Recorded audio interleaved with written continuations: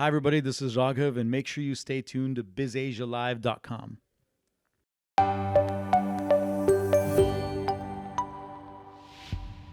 Hi, this is Amrita from BizAsiaLive.com, and I have the very talented, musically talented, and probably otherwise as well, Raghav with me. Hi, Raghav. Hi, how are you? Thanks for clarifying that I'm not good at anything else. Oh, no, that's not what I meant. Please don't take it like that. Okay, so it's really nice to have you in London. I feel like we haven't had you in London for a long time, and you're here to promote your single, Maayera. Is that how you pronounce it? Yeah, that's right. I feel like I haven't seen you in a video for ages. What's happened? You know, I took a couple of years off. I really wanted to make sure that, well, let me say it like this. Like the beginning of my career, I had 23 years, 24 years to plan what my sound was going to be. And then beyond that, I've been really lucky. I've had some hits in Canada. I've done some work with A.R. Rahman, big records in India. But I definitely feel like I needed now, like, you know, I had a good 14, 15-year run since the very first single came out.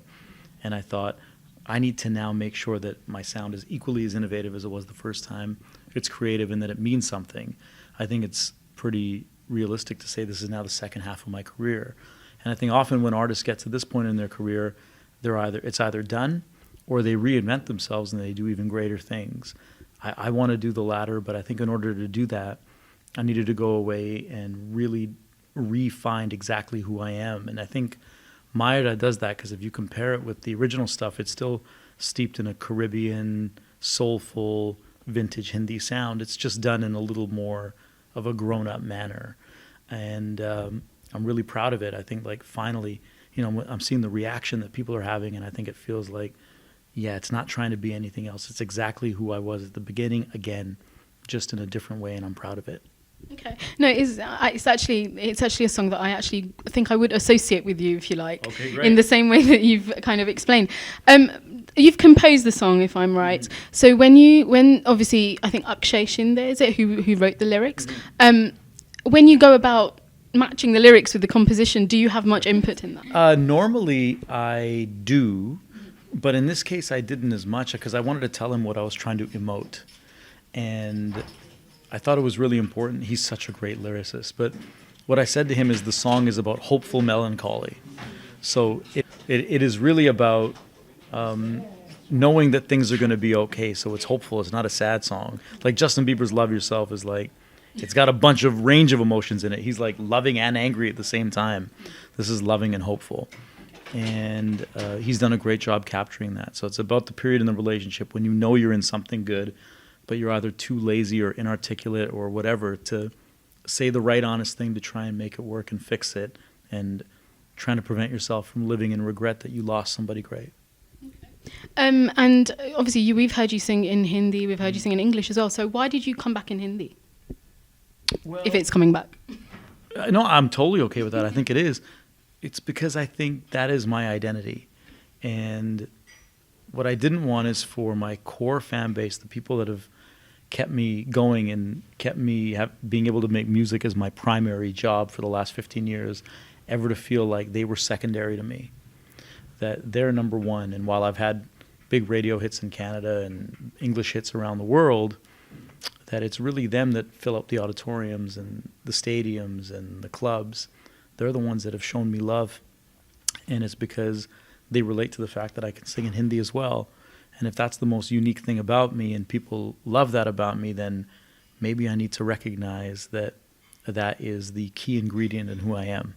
So it's like making an omelet without an egg if I didn't do that. Yeah. Okay. So this song, the video is actually quite interesting as well.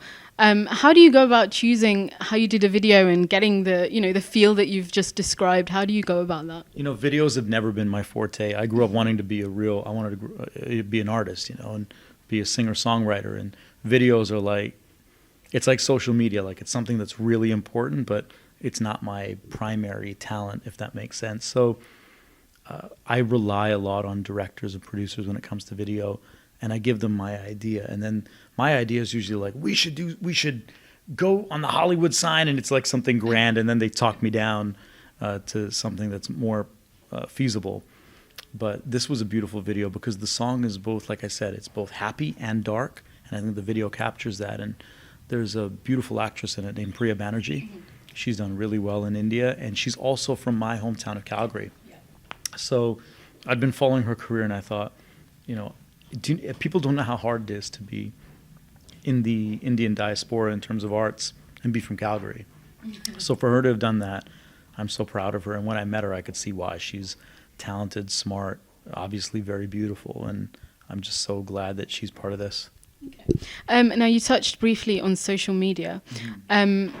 Obviously, in this day and age, I think there's so many cover versions, etc., happening, and YouTube has taken off in that sense musically quite a lot. How do you think you could keep yourself relevant, or even just generally, how do artists keep themselves relevant in this kind of climate? I mean, I think the artists that think like that are in it for the wrong reason and haven't really thought out why they're making music. I think if you make something great, that cream will rise to the top. Look, we live in a world today where people pay for views and pay for likes and pay for followers. It's just something I've never done. Maybe to my detriment, but I would argue ultimately, when you look back at the canon of my career, that it was done with the intention that all the music was done. It was done because it was real, it was honest, and hopefully it stands the test of time. So there's things that we can do to, like we say, remain relevant, or to try and have some momentary satisfaction or feel good about ourselves. But that reeks of insecurity, and I don't think great artists are insecure about how good they are. Absolutely, I totally agree with you. So I've got to ask, I think when I was younger, there's probably not much age difference between us though, I remember Storyteller a lot. And I also remember how proud I was when I heard you singing Ishq Shava in Jab Tak Hai Jaan. I've got to ask, is there any more Bollywood coming? There is, yeah. I'm actually working on something for a film that would be out in January. Okay. The only problem with Bollywood is that whenever someone says, don't worry, it's okay, ho jayega, that you should really worry, because like the truth doesn't matter over there. So coming from Canada, if someone says, hey, I got you, you know it's done. So I'm always like conscious to not advertise something before it comes out, because in India there are no rules, you know, it just kind of happens. But this is kind of this thing I've done with Savan in this record has really, there's a lot of intrigue into what this new sound is, and people really like it. And I think that there's been just even in the past month a wave of interest in terms of doing some Bollywood stuff and the kind of stuff that I would like to do. So I think that you're going to hear a couple of things probably sooner than later. Okay, we look forward to that. I've got to say, you've worked with A.R. Rahman quite closely with Jab Tak Hai Jaan, and obviously after that as well. Usually whenever I ask any artist, any musically inclined artist, who they want to work with, is A.R. Rahman. So you've already done that. You've been there and done that, got the T-shirt. Who would you say you have on your wish list? I'd like to work with A.R. Rahman again. Okay. The guy, he's the best musician, you know. So there's 3 producers I've worked with, I think, that are just unbelievable. Labyrinth is, to me, the most incredible musician I've ever met on this planet. A.R. Rahman, obviously, the hardest working musician I've ever met. And it's so funny with A.R. because he'll start doing something and I'm always like, I don't know if I like that. I don't know if I like that. And 20 minutes later, I'm like, oh my God, that's genius. So you want to put your doubt aside when it comes to him because he's so great. And Sly and Robbie from the reggae world, they produced half the first album, gave me the Murder, She Wrote rhythm for Angel Eyes. So for me, I would love to be every day working with AR. If there was someone out there that I haven't worked with yet that I'd love to work with, it'd be Quincy Jones. So I'd love to work with Quincy or Stevie Wonder just for personal reasons, that they're my legends, you know? So, and that R&B soul side of me is something that's hard to get out in the pop world and the Desi world. So, and I'm sure that they'd appreciate that side of me. So that would be a dream. Okay. And to kind of round off, is there an album coming, or is this just a standalone single? 5 years ago, I would have been trained to lie to you and pretend like there is an album coming. I just don't know in this day and age, like if it's necessary, I would love to make a record because people come up to me, a lot of people come up to me and say, we love Angel Eyes, we love Can't Get Enough. Most people say, we love Storyteller. Yeah.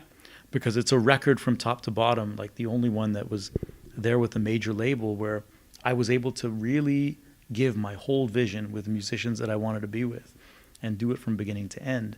The industry's changed so much that now you kind of got to patch things in to make it a record, if that makes sense. Mm-hmm. I'm not sure I want to do that.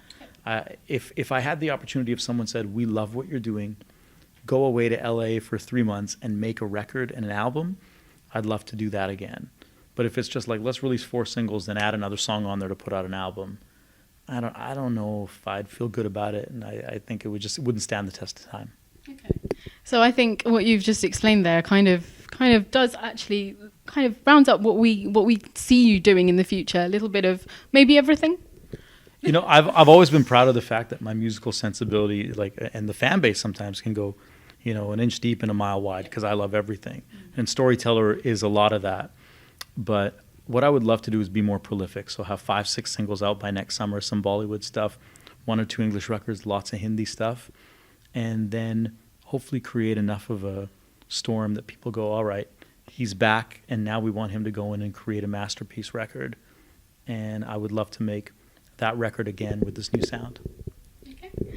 Raghav, it's been lovely talking to you, and I wish you all the very best with your single and the forthcoming projects that you have going on. Thank you. Okay. This is Amrita from BizAsiaLive.com signing out.